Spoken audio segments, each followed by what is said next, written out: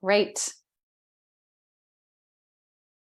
We are live. Okay, so welcome to the second Pivot Chat. I am really excited to do this, especially with one of my favorite people, Sarah Stokes. I want to just, for those of you who are new to Pivot Chats, because it's still new, or even new to me, I want to just share a couple of things and thoughts that I've been having over the last week or so since we had Pivot Chat #1 last week, around what we're trying to do here with these chats. I think while many people pivoted and transitioned when they started a business to begin with, right? Let's not underestimate the massive transition and pivot that it takes, and bravery and courage and balls that it takes to start a business to begin with. What I think is not talked about enough in the online space, what I don't hear enough of my colleagues talking about until they're behind closed doors, one-on-one, privately, is what it's really like to follow work that you love, what it's really like to be on that journey. Because it's not like, oh, you just start a business and once you build it to level 1, whatever that means for you, for your foundation, check, you did it and you're good and it's just smooth sailing from now on. Sorry, it doesn't work that way. And by the way, neither does life, and neither does anything I think worth doing, having, being, experiencing. And I think when you decide to follow the journey of doing work you love, you're going to go through pivots and transitions. You're going to work, your work is going to evolve over time, just like you have to.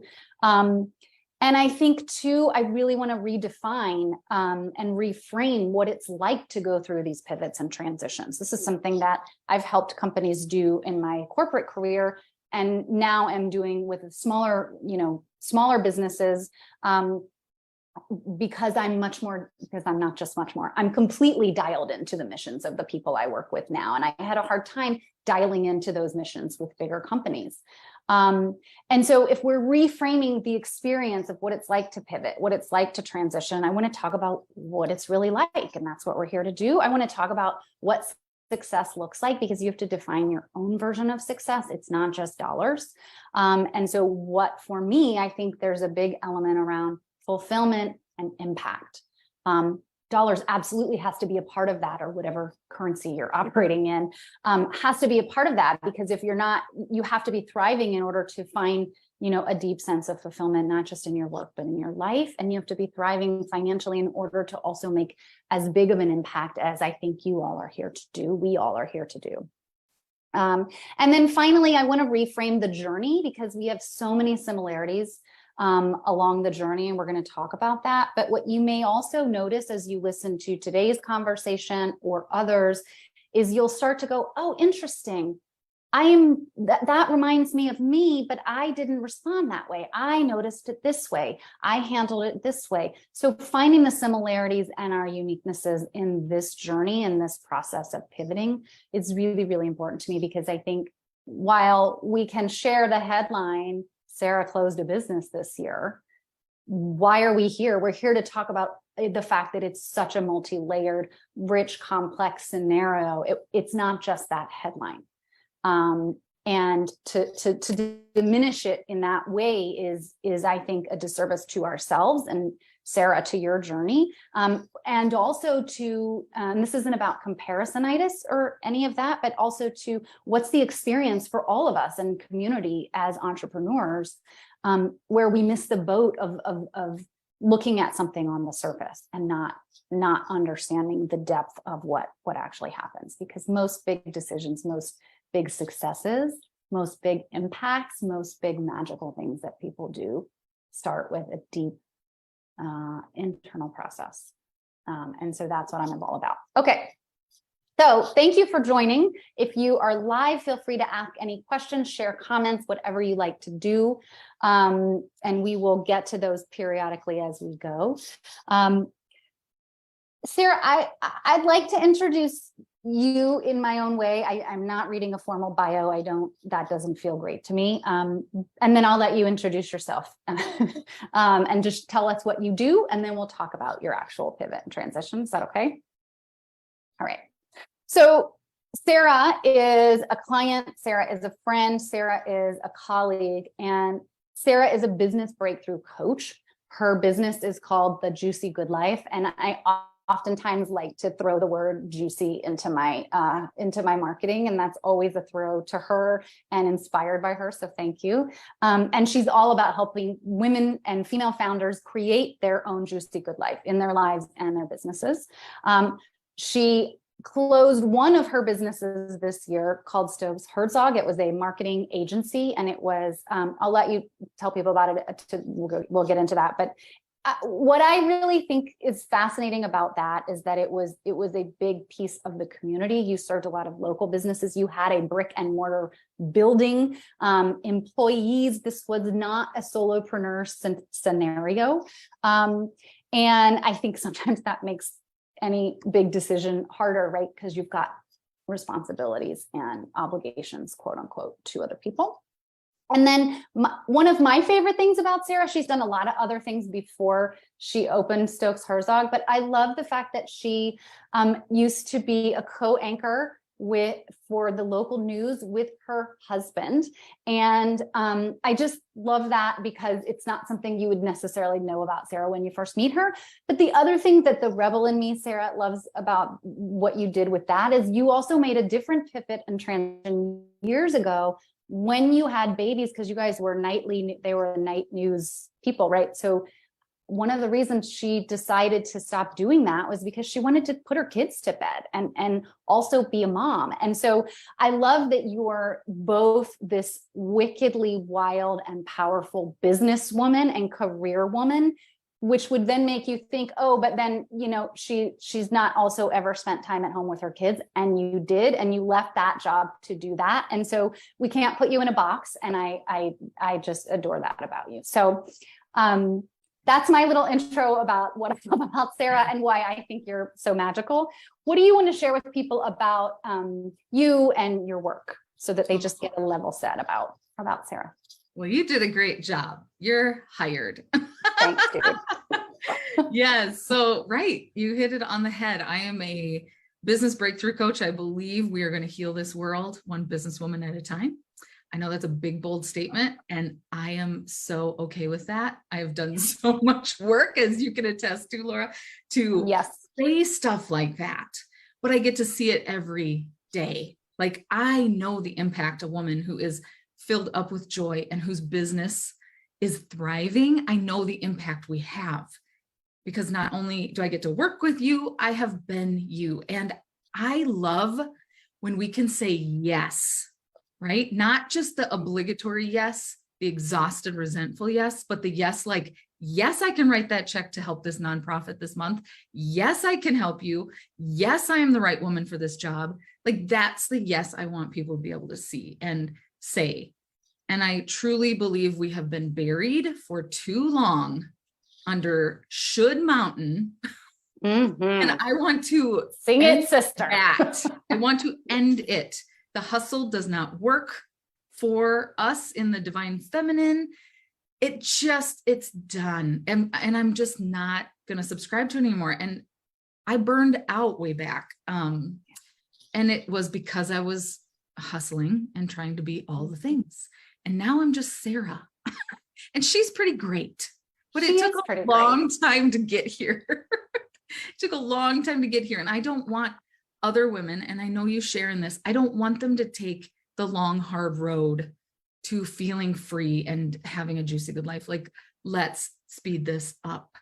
And that's how we do this, through collaborations, through communication like this, through open-hearted conversation. So thank you for having this. Mm-hmm. I am so excited and excitified, because I'm terrified and excited all at once, just because I know, like, my heart is open to you, like wide open. You're just an incredible human who I immediately resonated with how long ago. And I'm like, okay, I think we're taking this conversation to a whole new level today. So I'm excited. I'm excited too. I stole this from a friend's child. Nervous sighted is the other one. Yes. So I like both of those. Nervous sighted. Yeah. And thank you for saying that too, because I think this is not, this is, I mean, I said this in my marketing around these chats, but this is not a fluffy conversation. We both are like all about big hearted things, but neither of us are fluffy. We are, serious and intense and goofy and all the things. But I think this is a real conversation. This is a raw conversation. And it doesn't mean that Sarah's going to share like all of her deepest, darkest secrets. And I think, thank you in advance. I knew you were the right chick for the job to join me here and collaborate with me here, because you're really, really good at, check her out, The Juicy Good Life on Facebook. She's really good at sharing, what she's going through even in the moment, and then putting that out to, okay, so now what can we all learn from this, right? So you're just already naturally, I think, really good at sharing you and your experience. And so thank you for that. That's why it occurred to me that you would be so good for this. So thank you. And thank you for being vulnerable. And my reminder to you or anyone who comes on to these chats is like, I know where our boundaries are, and you also get to just decide if you don't want to answer a question, or if you want to answer a part of a question, like you still have your privacy, and we all respect that. So, and I'm an open book, and it served me well. Like nobody has time for me to be in here being like, everything's great, I have no problems. Like that doesn't help anyone. I've figured it out and I have all the answers, right? Exactly. Yeah. This is not that conversation. No. Yes. So thank you. Okay. So I've not even alluded to it. I've spouted it in a headline. Let's not make it a headline, but let's just briefly talk about what has changed for you, Sarah Stokes, in the last year or two as a business owner. You want to just say it in your own words, and then we'll dive into the nitty gritty. Yes. So what hasn't changed is I have been able to have my juicy good life no matter what's going on. And I think that's huge, because I could have decided that I'm having an existential crisis or midlife crisis. And no, I just keep choosing alignment. So what's changed as I choose alignment, and for those of you who are like, what does she mean by that? I describe alignment as when my values and my actions are a match. So my values are love, growth, and gratitude. And so that's what I filter everything through. So my changes in the last year are, look, I was in our best year ever at Stokes Herzog. We were in season 8. So I was joking with Laura. It was season 8 of Stokes Herzog. And the season finale was in 2022, or the series finale, 2022. Didn't know it was going to be the series finale until about spring. I had hired a CEO. That was on my goal list, because as any good scaling business owner, you say, okay, I'm a visionary and I need someone to be more operational, because I've got the big vision and I want somebody doing the day-to-day operations, running this team, crushing it. We had hired a salesperson. So we were like, bam, let's go. And over time, as I'm literally coaching other scaling entrepreneurs about alignment, I'm seeing more and more that what on paper should make things work was not working for me anymore. Me, the woman, the lady who has the vision and who actually, I would say there's a huge piece of energy with the female founder or the male founder, the founder, let's just say that. Yeah, and when the founder is like jazzed for the future and let's go, you're all set, and then you figure it out. It was not in alignment for me to be like, I don't want to keep inventing new ways of showing up in the marketing world. It was getting to be a, what have you done for me lately? Not that that's not an element of business, but as I'm in this like beautiful world of juicy good life and having that freedom and joy, the freedom and joy was becoming more and more process tactical. I was starting to be tempted to measure humans based on productivity. I know that's on paper a great operational strategy, and it did not align with Sarah in love, growth, and gratitude. So had the growth, very grateful. The love was missing. Not that I didn't love our clients and our team. I just smelled it in the air, and I'm very intuitive. I'm not going to ignore that. I'm like, it's becoming more and more dog eat dog. Our clients were global. They were less about the like down home brands that started with us and more about the giant corporations where you were a line item on a budget. Yeah. And much like you talked about, big corporations, it's a different animal. So we had done all the things on paper that won all the awards. And I just didn't see myself wanting to set any more goals. I had reached all of them. The CEO and the $1 million year were my last two goals. And when a founder doesn't want to set new goals, especially an achiever, there's something to listen to. I didn't want to. Can I just repeat that for a second? Because I want to just slow that down. Yeah. Honestly, also as a reminder for you, because this is still somewhat fresh for you, but for other people too. She just said that she had $1 million year. I think more than $1 million. And you had, more than $1 million.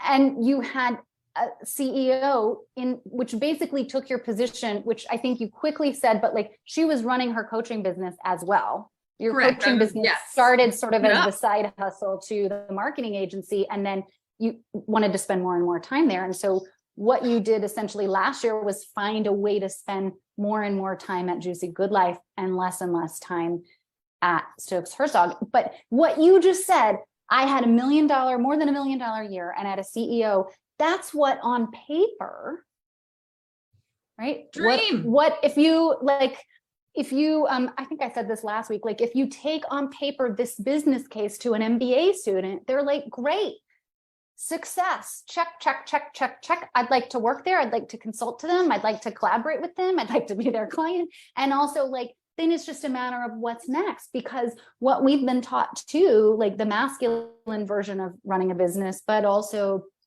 just culturally is, well, growth, financial and otherwise, growth must continue all the time. Keep going, keep going.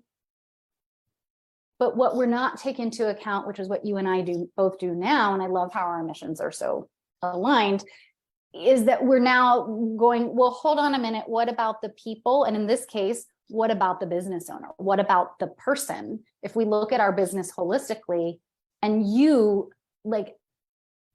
there's nothing about you that's not a goal setter. There's nothing about you that doesn't have visionary slapped across your forehead for yourself and for others. And I think that's one of the things you do so beautifully in your work all around, all of your jobs, all of your businesses, right? You've in some way, I think, done that for people, with people. But for you to then say, I don't even have what I want to do next with this, because the truth is, you already knew what was next. It was just more of Juicy Good Life. It was more of what you had already really chosen for yourself, for your joy. Yes. You knew what was next. It just wasn't what was next. Yes. For your business. Juicy Good Life turns 4 in December. So it had been around and almost like the kid's sister. Like that no longer was in alignment with me either, because I saw the true power of what this could do if my program's called All In. So like the angels are laughing hysterically at me in the last 2 years of All In running this program. And they're like, okay, when are you going all in? And right. Emotionally, I was all in, but physically Monday through Friday, about 68.2% all in. That's not it's not in alignment. And one thing I do want to say is, yes, we had $1 million year. I think it's also important to note that I coach business women to improve their profit margin. Our profit margin was diminishing rapidly because of labor costs. And we were a premium service, full service marketing at a premium price. And you hit a little bit of a ceiling where you will knock up against. And so, yes, on paper, great. But the strategic business strategist in me is like, hey, diminishing returns are Yeah, not this isn't ideal. Yeah. Like, yay, cool, hit the million. Also, like, let's be smart here. So that's another piece that I don't want to cover, because I think people look and say, well, $1 million year, you never have a problem again. Okay, yeah, cool. Thank you. You're paying a whole bunch of salaried employees A++ salaries, and that only goes up because of this market of hiring. And your clients are like, yeah, we don't want to pay anymore. What can we shave off? Because their CFOs are raising red flags, you know? So it has to be in alignment. It has to be a great return. And I didn't want to go without saying that, because I never thank you want for somebody saying to be that. like, what was she smoking? That was really dumb. You know, no, I'm strategic, number one, in my strengths. And this needed to be looked at in a new way. And especially when I wasn't like excited about the future for it. Yeah. And like, let's take for a minute, just from a business standpoint, if we were to say it on paper, that is solvable, right? Like, oh, okay, great. Yeah. We got to this point. Great. Now everybody makes adjustments every year to work through the things that are challenges in their business, right? Nothing's perfect. And yet, so totally solvable on paper, totally there. It was not like a big problem, right? No. And like, for me, I always say, like, I just want to keep solving problems, but I want to keep solving. Like, I want to, and same with my clients, right? When a client comes in the door, I'm like, do I want to help them with that problem? Like, quote unquote problem. And so this just wasn't a problem you wanted to keep solving. You were more interested in, and you have the strategy brain, right? But you were more interested in throwing your strategy brain at Juicy Good Life and your clients' businesses. And so I just think it's so interesting, like that, again, there still weren't problems, right? There were always opportunities to improve. And yes, of course, that would need to have been dealt with in the next year. And it, like, to be honest, at the end of the day, like, I kind of want to use the little kid lingo of like, you just didn't wanna, and it wasn't a procrastination. It wasn't a it was an aligned, I don't wanna. And when we don't listen to that, that's when we end up in spaces that we don't want to be in. That's when we end up in the shoulds, to use your words, right? In the should mountain land. Yes. And I know exactly where that leads. I am not going to be one who ignores my health and is in a hospital bed with 2 little kids at home because she didn't listen. And my word of the year, if anybody does that, my word of the year was listen. And so, boy, did I pay attention. And it was knocking at my door all the time. Like, if you don't listen, this will not end well. And I have to be in alignment with what I believe in. And that was very clear to me, that if I continued to live in the misalignment, it wasn't going to, or my hand would be forced. So it wouldn't necessarily be hospital bed. Let's just say we wouldn't be able to go out on our own terms, right? This way, it's like when the quarterback retires at the Super Bowl, win, and not in the losing season later or something like that. Like, I just knew it wasn't going to go well if I didn't pay attention. Yep. Mm-hmm. And I think too, can we go back to that metaphor? Because I really loved it, of the series, right? The TV series.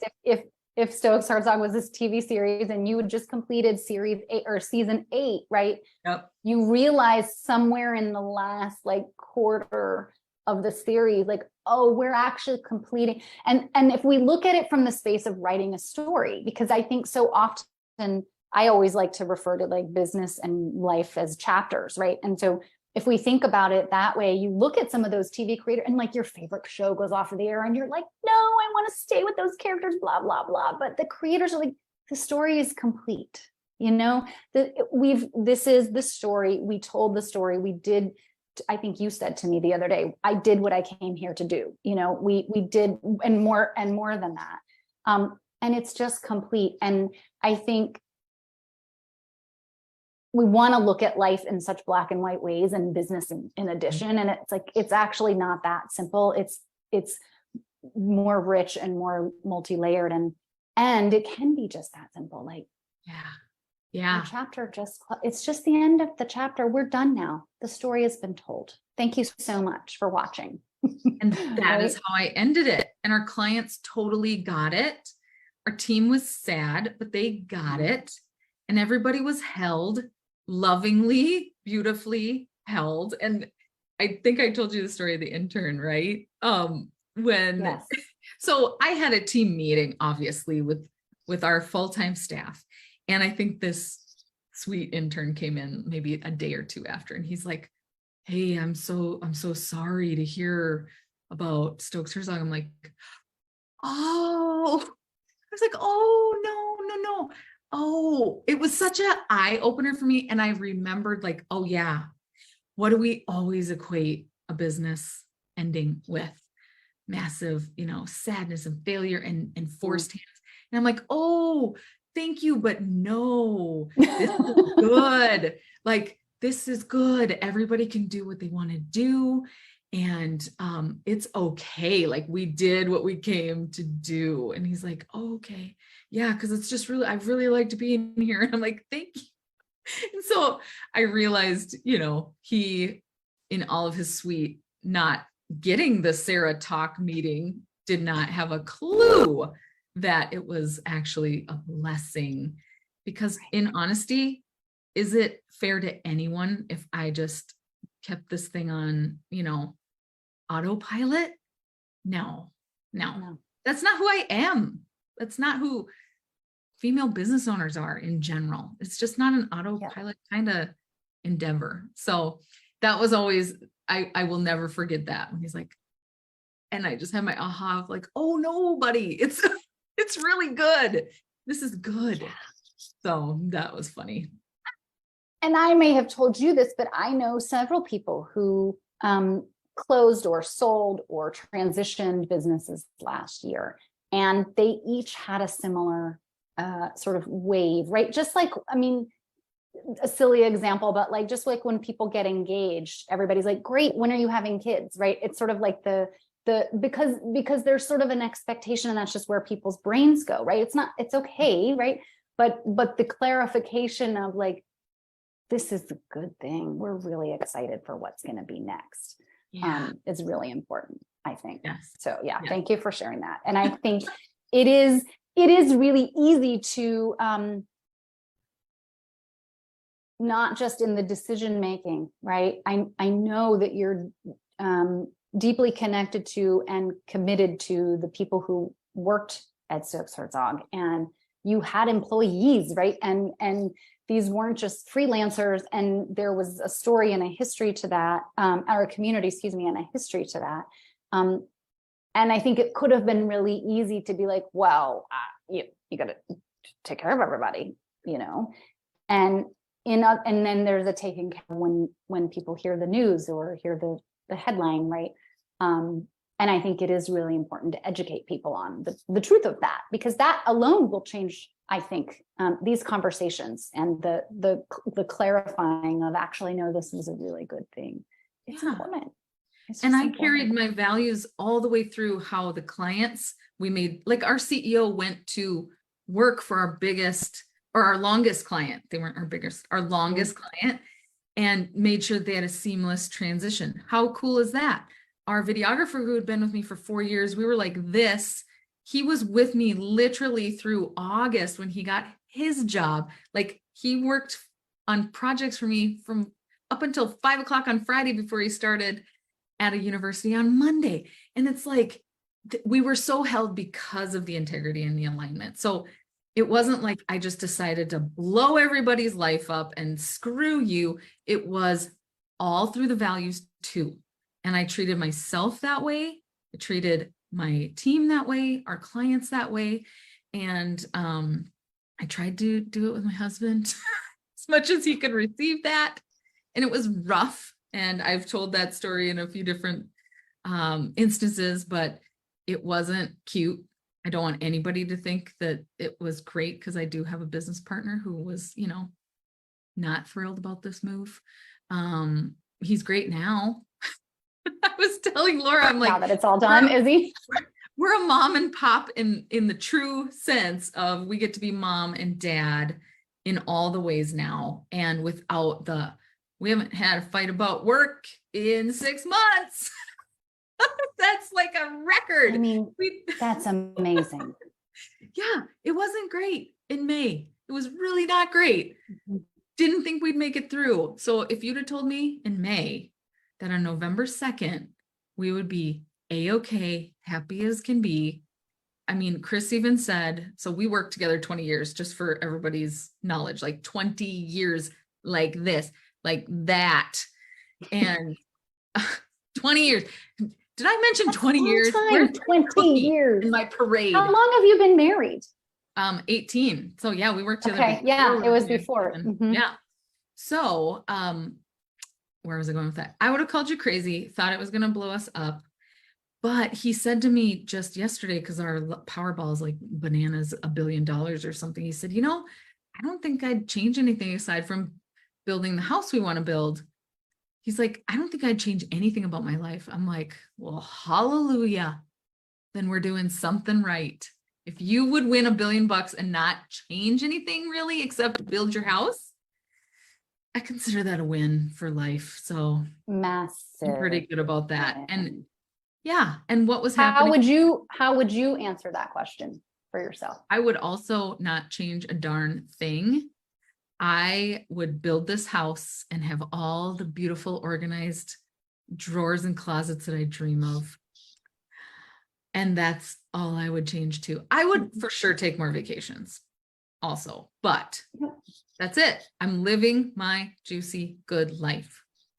That's the whole point. So I'm like, I'm in the results of all that courage. I was on my couch, just a room away, rocking in tears, those ugly, horrendous tears that you think your eyes are going to blow out of your head, thinking, oh my gosh, I've done it now to my marriage. But I knew I would die if I kept on just trying to hold the world. So I am so grateful. 6 months later, we are in a full, beautiful place.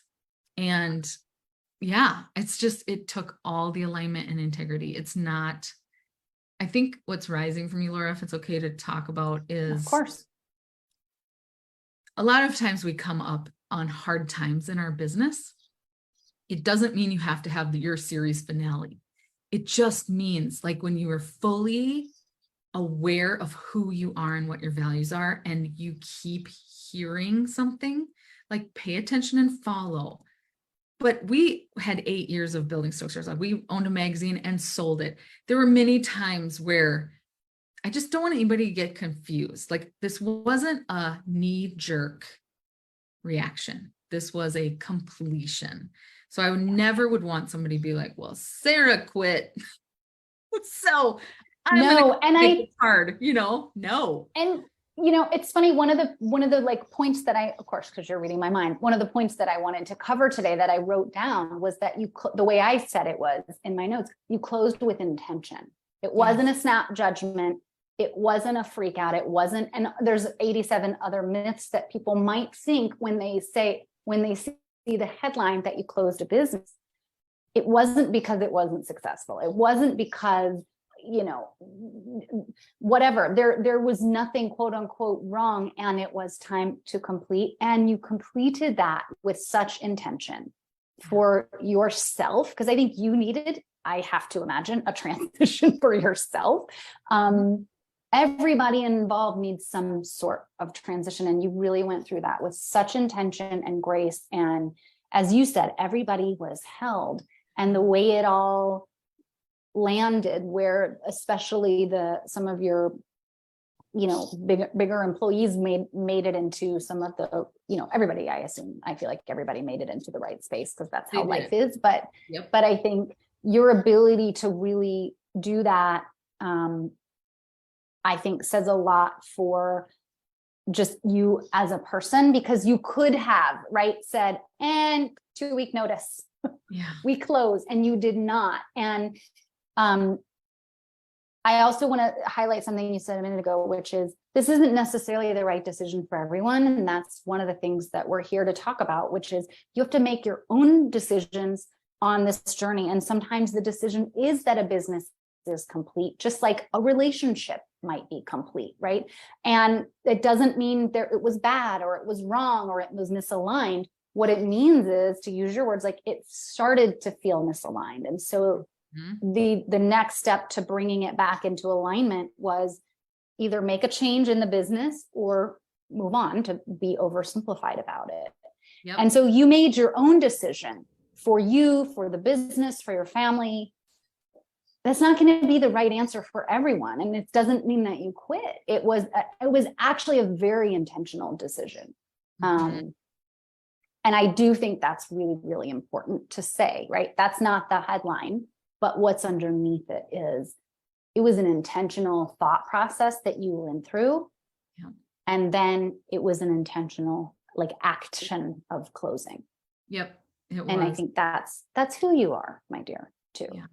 Well, and you and know, I think tons, by the way. I mean, I came to you how many times learning how to have a CEO in the business that I had so been the lady, you know, and Right. I just think about how much I turned to you as well when I was like, why can't, you know, what, what do I do? And I was in lots of transition all year. yes. It was like, Well, before I even knew I was going to be complete. exactly. And can we like, talk about that?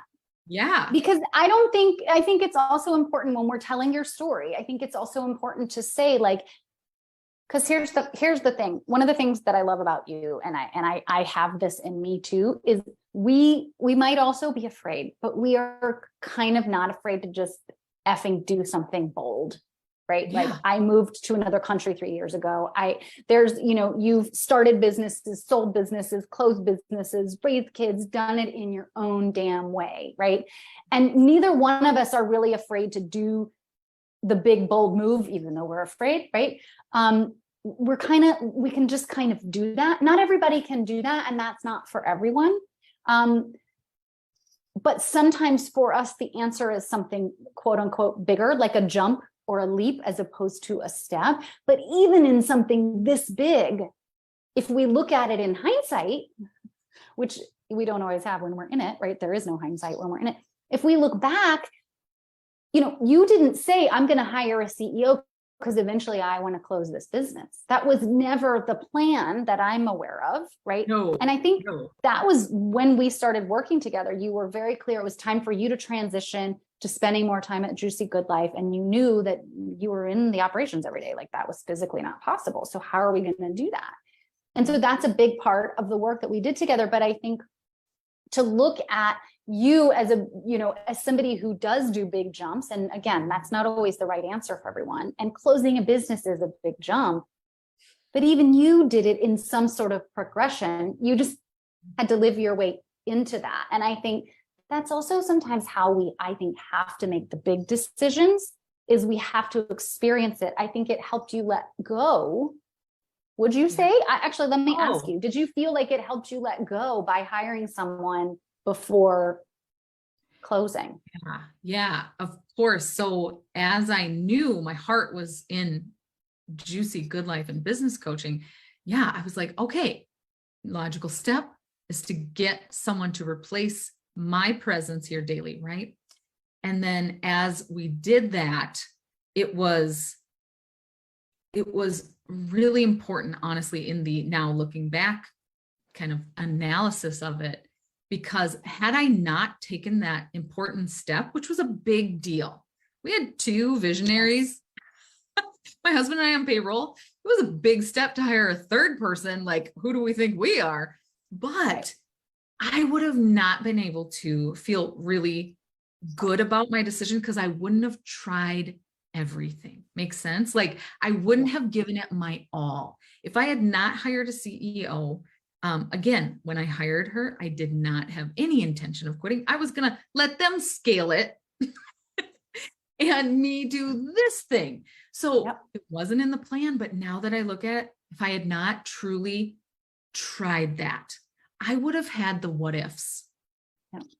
I would have had the what ifs. And did I make a rash decision? Right? What if I would have tried having what we call, so I don't know if people are familiar with, we would call an integrator. So if you have a visionary, you want an integrator, like an ops person. I always wanted to do that all 8 years, So if I hadn't done that, I don't think I could have made the decision and had peace, because I did have a full year of a CEO, full year. So it wasn't a just trial run for 4 weeks and me saying to heck with this. It was like, all right, I see what this is like with this. It still didn't give me the freedom that I needed. And so the good news is I can fully sleep at night. I did everything that I could and should, if I'm ever going to should on myself. I did everything I should do before making this decision. Yeah. You absolutely did. And I think you thought that entire year through very carefully with a lot of intention as your business coach at the time. There was a lot of intention around that, right? And I think too, I kind of want to say to you, because you said earlier with Juicy Good Life, your program is called, one of your programs is called All In. And there was sort of this like, hello. But can we also just look at you as this is a demonstration of you having been all in Stokes Herzog, because you were all in from start to finish on that. Right? Yeah. Yes. And so that what became the transitional year in hindsight was not intended to be that. Well, it was intended to be just the transitional year to get you to focus on Juicy Good Life. It just ended up in a little bit of a different way. Totally. But plot twist. Yeah. But that was you being all in. That was you holding that entity with intention and care and still, I think, achieving your mission. Again, once it felt out of alignment, you tried the things to make it be aligned, and then the decision was the closure, but it wasn't out of alignment until it was out of alignment.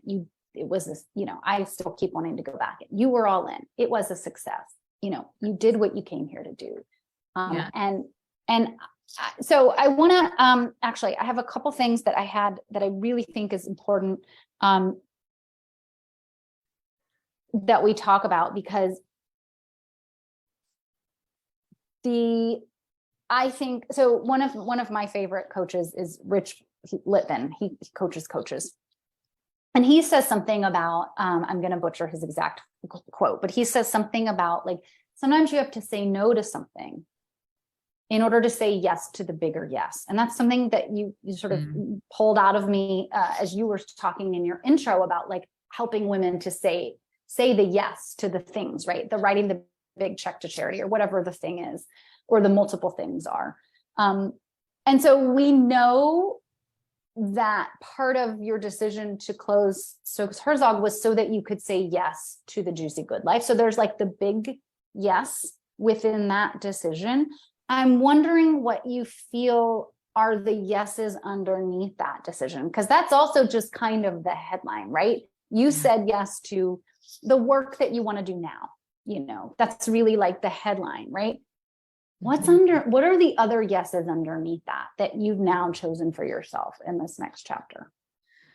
The yes to true mental bandwidth to be the spiritual, emotional, physical presence I want to be in the world. So the underlying yes is like my soul can fully express. So just as a little bit of a side note, for 17 years in TV, then as a magazine publisher, then as a marketing and PR company where I was literally spokesperson for lots of companies, I have never been free to be me. I've always been the authentic Sarah. I haven't lied at all about who that is, but I always had this, I'm representing somebody else for 20 some years.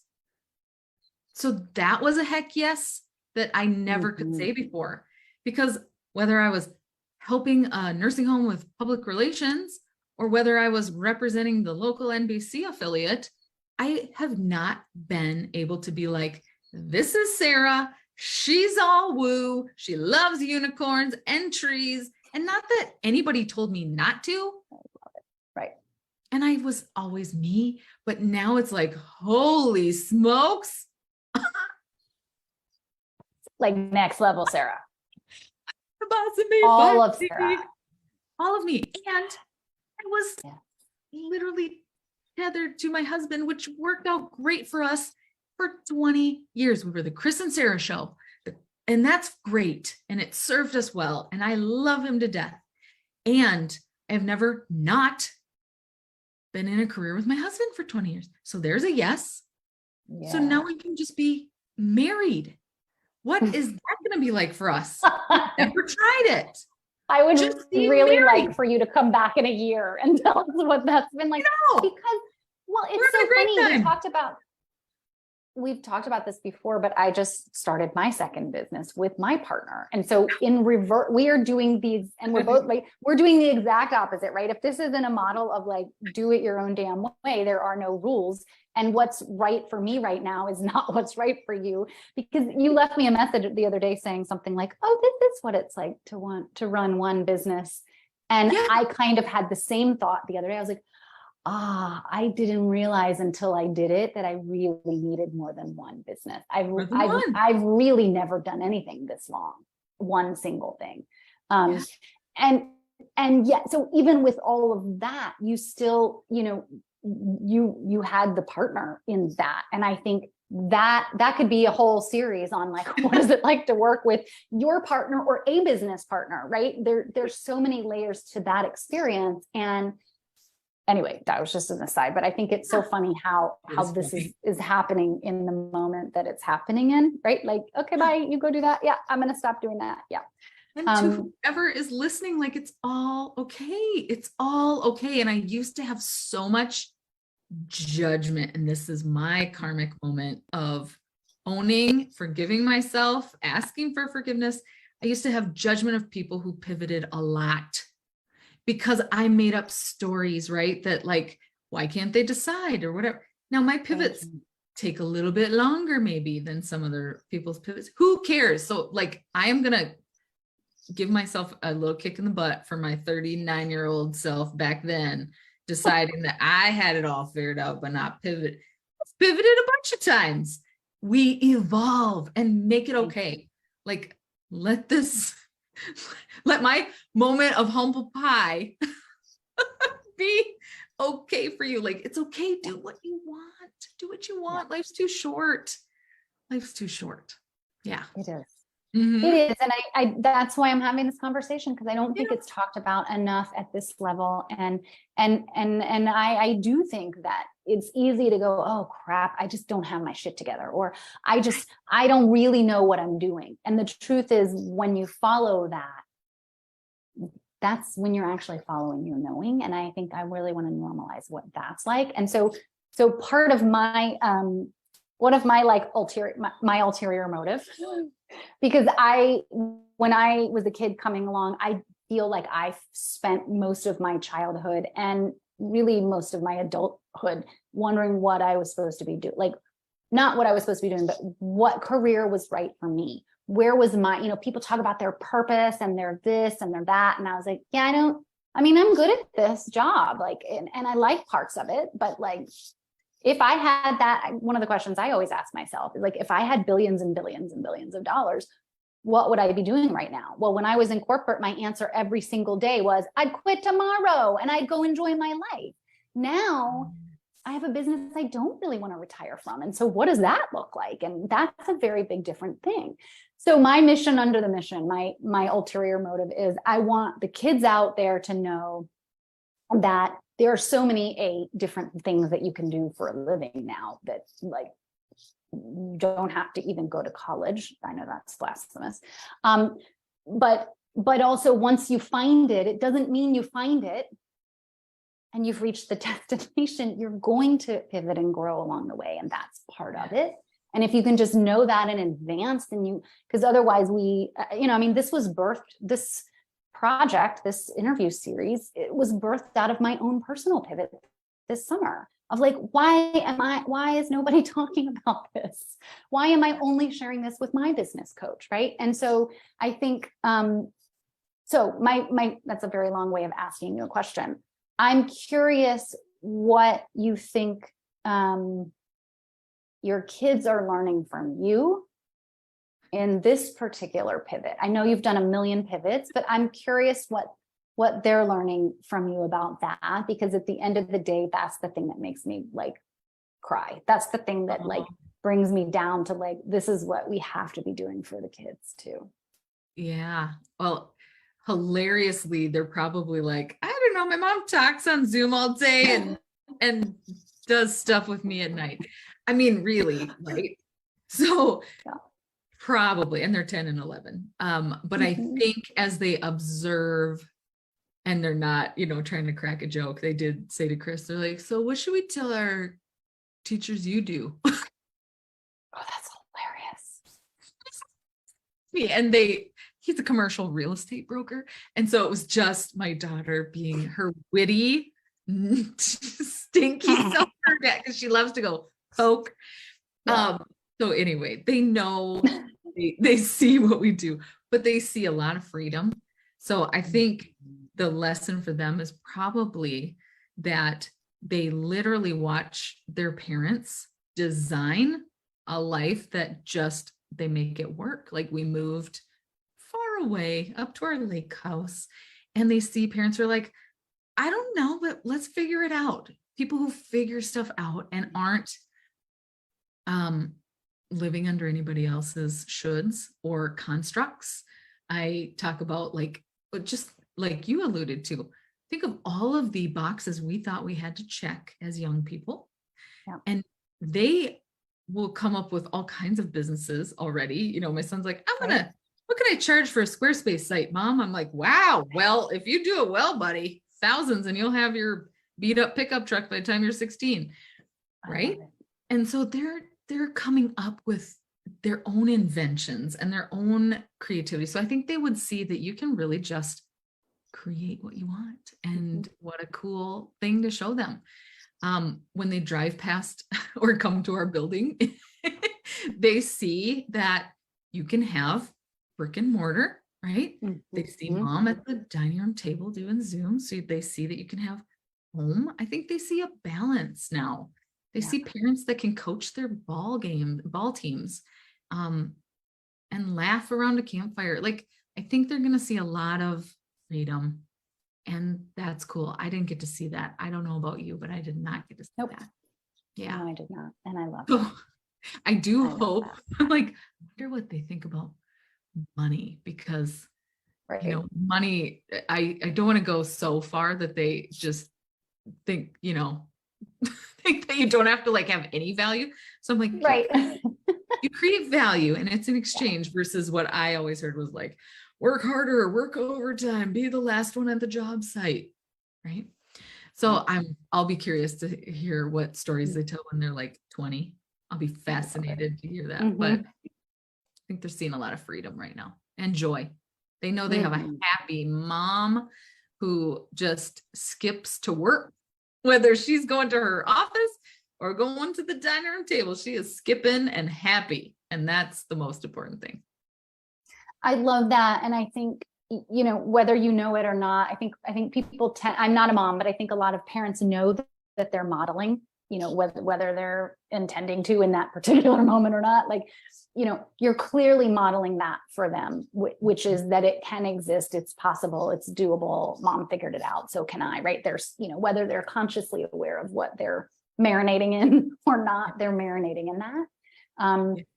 And so I think you model that. And I think that's also just you in the juicy good life, that's also what you're modeling. And frankly, you've modeled that, I think, for anybody that watched you go through this transition, whether it be clients at Stokes Herzog or your team or whoever. Like, I always find that when I do something big and bold, I'm not aware of, but I find out later from certain people, like, oh, well, I remember when you did that and it made me think. Yeah. And it's like, oh, okay. We can't do it for that purpose. We have to do it for us. But I think that's something that you do really, really beautifully. I think you really do model that. And I think sometimes that helps you, take that next step of like, okay, I said all in. So it's time for my all in, next level all in. Yeah. This is so, I could go on and on and on for hours and hours with you. And maybe I'll have you back, but because I do feel like there's some like mini series within this Ooh. that we can really dive into business with a partner. But what I really want to say to you right now is just thank you. Thank you for sharing your story. Thank you for taking big, bold risks in service of your joy and your, as I said, like, you're modeling things and I think in some ways you're affecting people, but I know that you're affecting people in ways that you will never know, that ripple effect. And I just think there's probably somebody listening to this conversation now or in like 3 years that gets something from this and we may never know. And that's beautiful. We just have to go with what's on our heart. So thank you for doing that. Thank you for being I think a model business owner. You're a serial entrepreneur and you do it so well. And you're just creating, and you are a visionary, as you said. And I can't wait to see, even though I know what's next for you right now, I can't wait to see what's next for you because, you do big things, and thank you for doing big things. It's really, really important. Thank you for helping me through them. I appreciate you. Thank you for all of this. Yes. It's a joy and a pleasure and an honor. Where can people find you and work with you? And what would you like to tell us so that they can keep following you from now on? Oh, well, thank you. So I hang out on Facebook at The Juicy Good Life. I call it my front porch. It's like, I'm just me.